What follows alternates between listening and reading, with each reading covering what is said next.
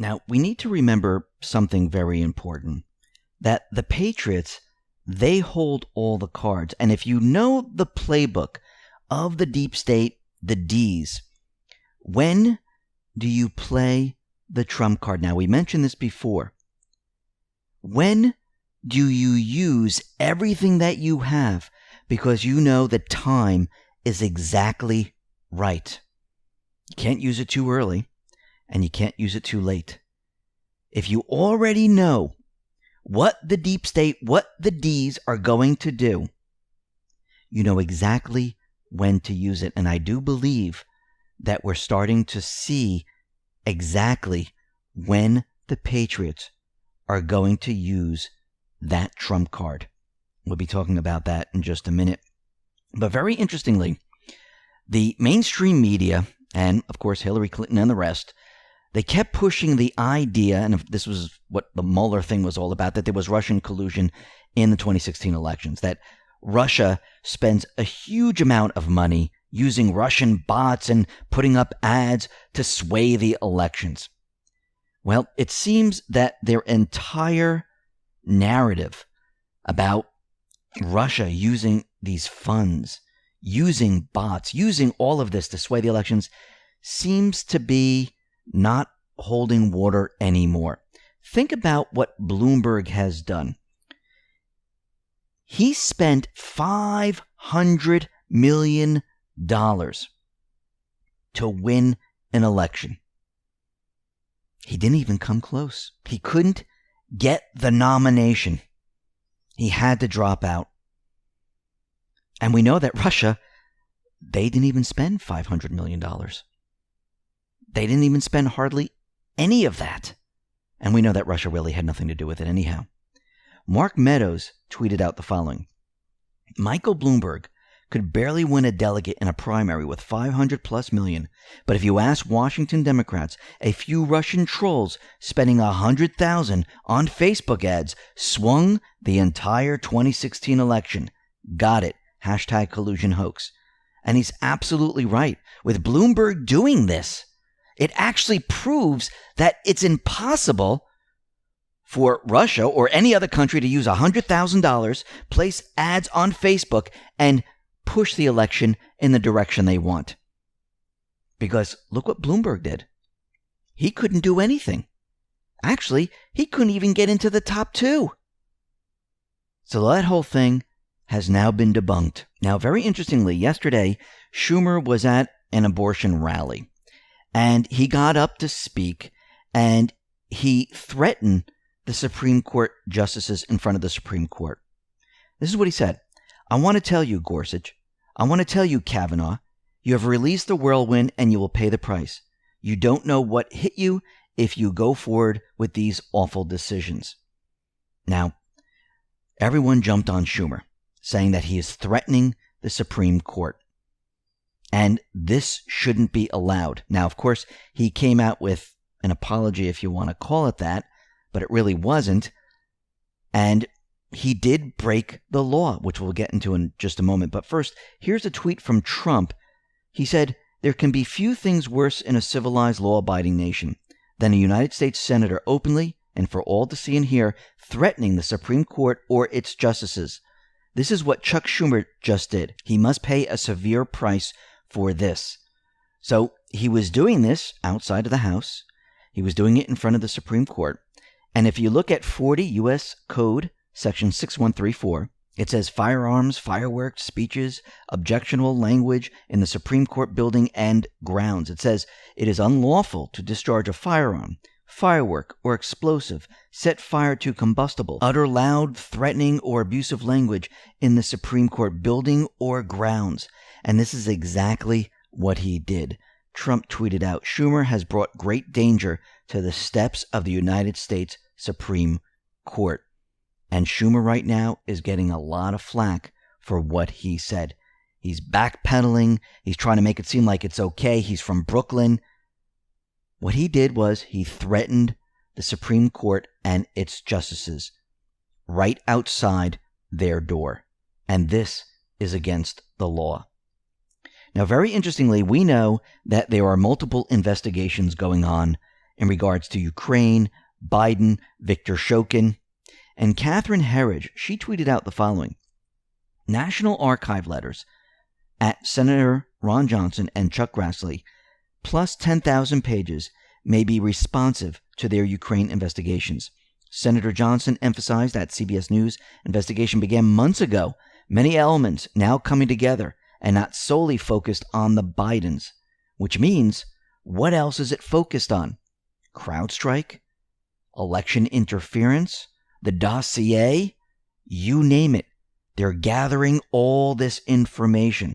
And we need to remember, during this period of time, during the hearings and things like that, Trump was tweeting out, actually in some of his rallies, he said, where are the 33,000 emails? Are they in Ukraine? Does CrowdStrike have them? Where are they?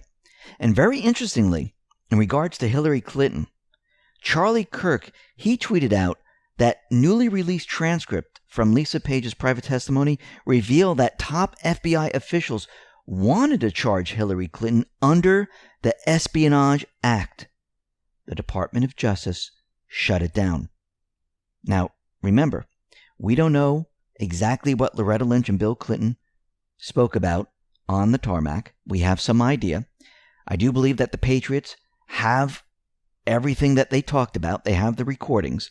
They know exactly what they were talking about. Phones were present.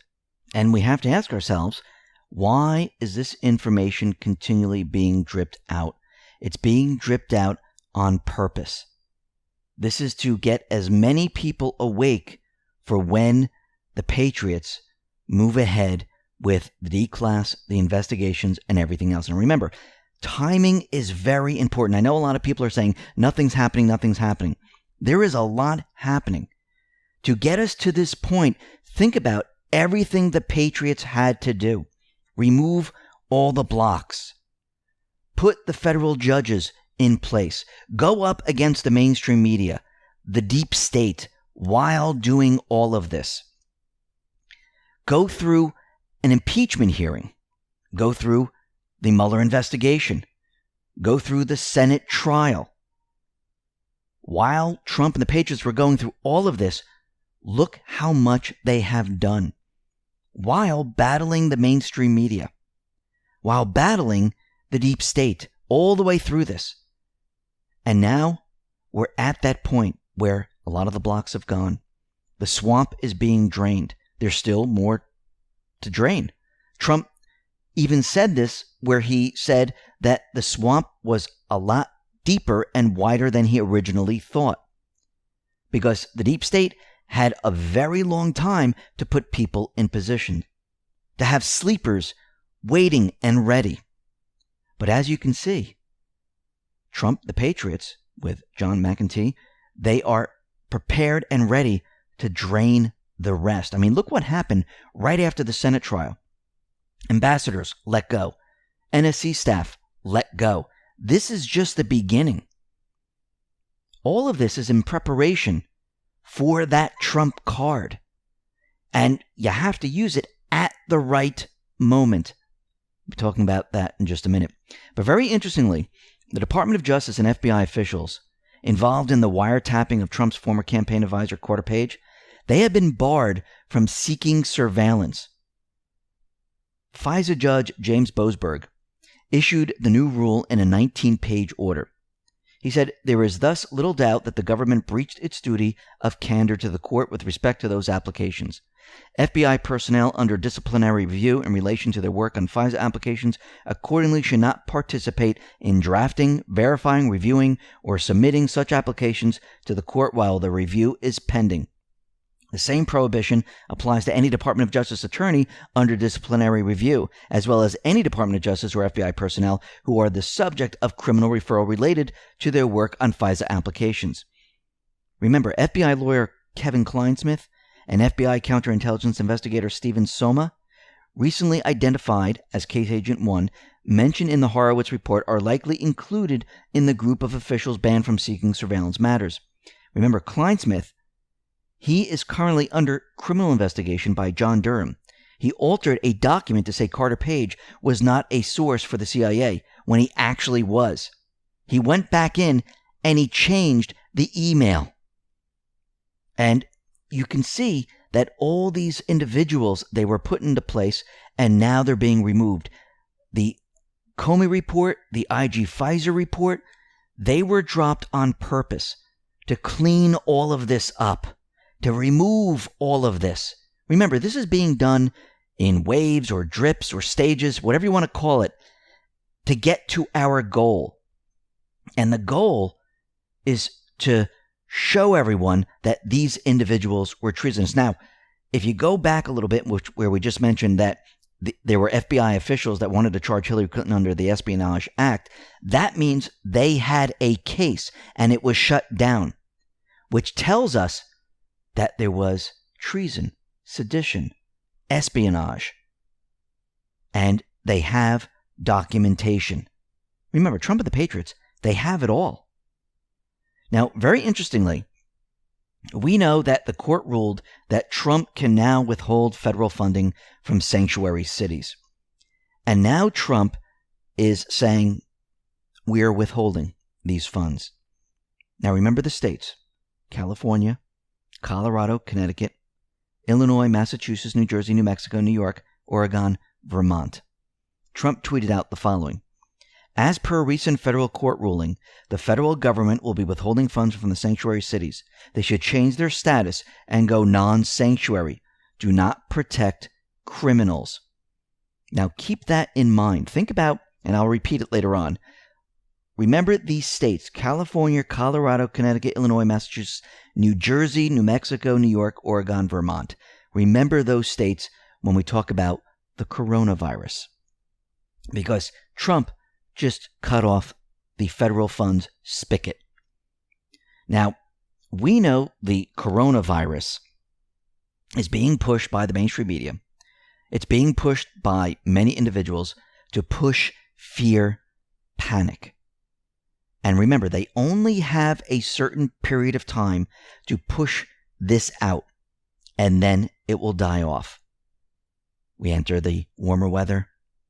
Trump has already signaled that the heat is going to help. And we're already starting to see that these players who have been pushing this, they're getting a little nervous because it's not going exactly the way they thought it was going to go. Yes, I know you hear everything from the mainstream media where they're telling you that one person's infected there, 5 people are infected there, we have a pandemic, don't go anywhere. They're using the words like shutdown, closures, and things like that. The shelves on stores, they're completely empty. This is fear tactics. Now, what's very interesting is that Hillary Clinton tweeted out the following: when you call anything inconvenient to you a hoax, when you undermine facts and truth, and when you rid the government of experts who are loyal to science rather than to you, you're going to have some problems. Right there, she's a little worried because Trump removed those individuals that they controlled. It had nothing to do with science. They wanted certain individuals in place to push fear. Trump removed that. And again, Trump is not saying this is a hoax. He's saying it's a Dem hoax of pushing fear and panic. And you have to remember, the coronavirus, the symptoms are headache, sore throat, congestion, difficulty breathing, aches and pains. Now, if you really think about that, anyone that gets a bad cold or gets the flu, they're going to think that, oh, I must have the coronavirus. And really think about what is happening here. We're in the cold and flu season coming out of January, February, March. How many people have these symptoms? Think about it for a second. Why are they so similar to the cold and the flu? Because it makes people think that, oh, I must have it then. And it allows the news to report on it.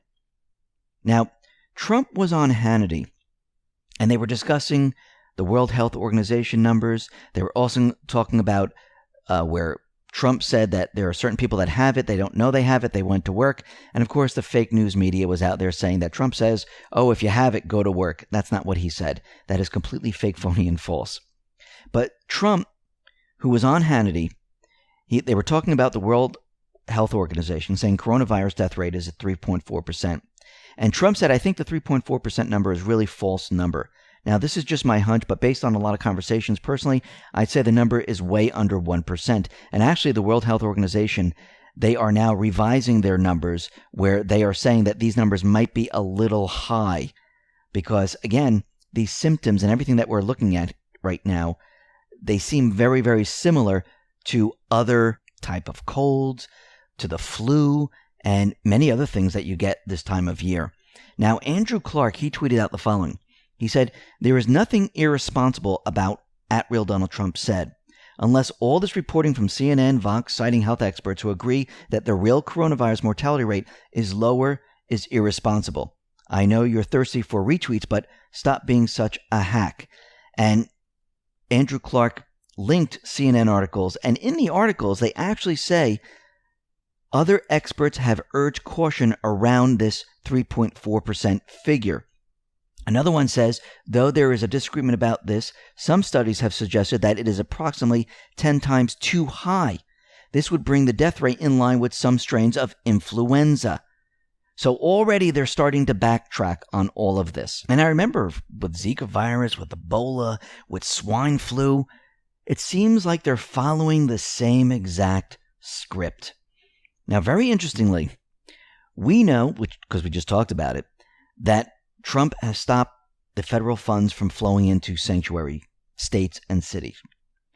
And we mentioned the different states. Now, New Jersey, they are now stating that coronavirus has reached New Jersey. California has already declared a state of emergency. This is exactly what we thought was going to happen. New York is saying that they have a couple more cases. And remember, on this list was California, New Jersey, New York. What are they looking for? They're looking for the federal funds. And we also have the IMF out there. They announced a $50 billion aid program for COVID-19, which is coronavirus, relief. Now that reminds me of post 3383, where down in this post, and this is July 2019, it says, what happens when the kickbacks dry up?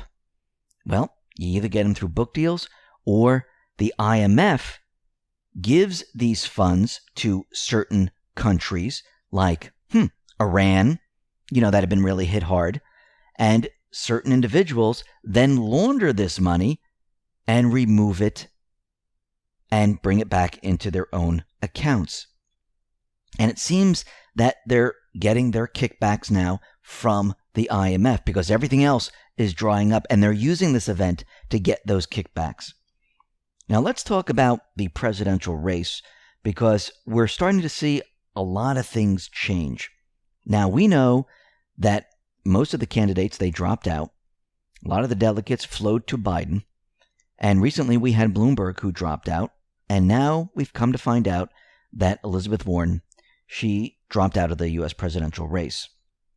Now, this is very interesting because this really leaves Bernie Sanders and Joe Biden. And we know that the deep state, they do not want Bernie Sanders. Trump has been repeating this over and over. We also know that they want Biden in place. Now, what do we know about Biden? He's being investigated right now in Ukraine and here in the United States. Biden also mentioned that he can only do one term. And it seems as he's on the campaign trail, he gets confused, he gets disoriented, he doesn't know what's going on. I think this is all part of his plan. We'll be talking about that in just a minute. But very interestingly, that Hillary Clinton, she was on the Jimmy Fallon show, and she basically endorsed Biden after she said she was going to stay neutral. But it seems like she was kind of endorsing him. And then we had Bernie Sanders. He was being interviewed by Rachel Maddow. And this is what she said. If, at the end of the day, it turns out that Vice President Biden is going to have more delegates than you do heading into the convention, will you drop out? This is what Bernie Sanders said. Of course I'm going to drop out. He will win. I suspect he will run through the process, and I think people have a right to vote. But if Biden walks into the convention, or at the end of the process, has more votes than me, he's the winner. That's what they wanted to hear. This is what they've been planning on. They're pushing everything towards Biden. Now, the question is, can Biden beat Trump? No. They know he can't. They know that he does not have a chance. Right now, he's being investigated. And we know throughout the whole process, Trump, and he's already said this, he is going to use Ukraine every single time against Biden.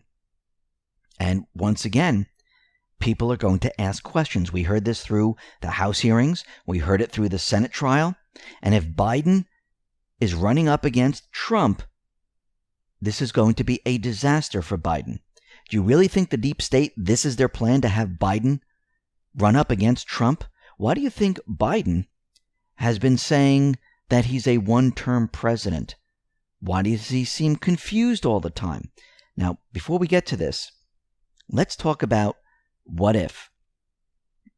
What if the D's, their candidates, were instructed to drop out of the race and all the delegates flow to Biden? We've seen that. What if Biden becomes mentally ill on the campaign trail? What if there's another candidate waiting in the shadows like Michelle Obama? What if the shadow candidate enters the presidential race? What if Biden drops out and sends all delegates to the shadow candidate, Michelle Obama? What if Hillary Clinton enters the race as the vice president for the shadow candidate, which is Michelle Obama? What if? So Benny, at Benny Johnson, tweeted out, "This is the man that the DNC corporate overlords have declared has the intellect and stamina to be at real Donald Trump in 2020. Listen to this man. Listen to him. This man, Joe Biden.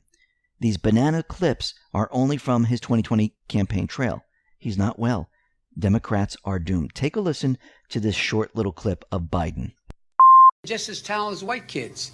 I sit on the stand and it get hot. I got hairy legs that turn blonde in the sun. We hold these truths to be self-evident. All men and women created by you know the thing. I want to be clear. I'm not going nuts. I'm not sure whether it was a medical school or where the hell I spoke, but it was on the... Now, the deep state, they know that Biden will not be able to go up against Trump. It's impossible. They know this. But he's an inside player. This has been set up. Certain promises have been made that if he bows out and hands the reins over to someone else, well, they will take care of him later on. Think about that for a sec. Michelle Obama right now, she's been on magazine covers. They've done a petition to have her as president or vice president. They've done a poll in New Hampshire to see if she would win in a race. Barack Obama has not endorsed anyone. And on March 27th, Michelle Obama is hitting the campaign trail in key battleground state of Michigan, claiming that she is just trying to boost voter turnout. Now remember, Michelle Obama is a co-chair for the group When We All Vote and is going to host a rally at the University of Detroit. And I do believe this is another step into pushing her into the race. And this has been pre-planned from the very beginning. And I do believe the Patriots knew the playbook. And I want to go back to post 2219. Now, you're going to have to follow me on this one. Remember when Q told us the following: watch those announcing 2020 presidential running. You cannot attack a political opponent. None are protected. None are safe.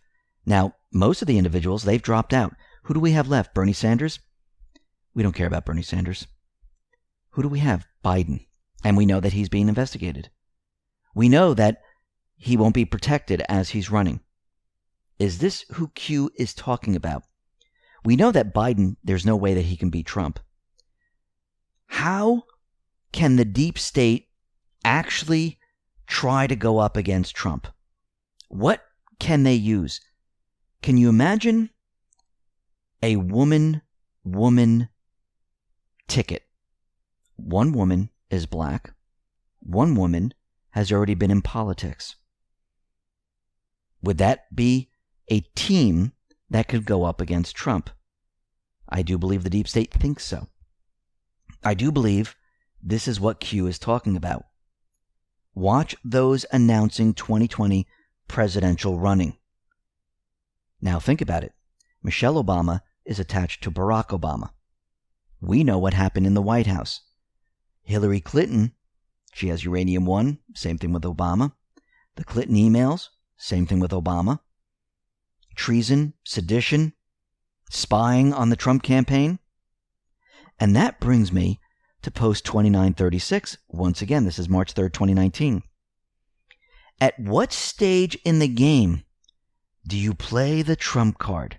Now, if the Patriots know the D's, the deep state playbook, do you want to use the Trump card in the very beginning, the middle, or do you want to wait until they go ahead and do what they're going to do and use it at the right moment?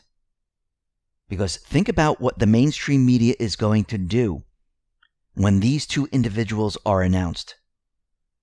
Think about how much the mainstream media and everyone else is going to push this. Trump and the Patriots, they knew this was coming. They knew that timing was everything, that they were going to do it on their own timetable. How do you stop this? How do you stop the mainstream media and everything that's going on? How do you stop it in its tracks? Well, you use this Trump card. You declass. You expose it all. That's how you stop it. And I'm starting to feel and I'm starting to see that they're waiting for this moment. And we'll have to watch how this all plays out and see what direction this goes in. But it seems like everything is falling into place. The Patriots are in control of all of this. Timing is everything. The Patriots hold all the cards.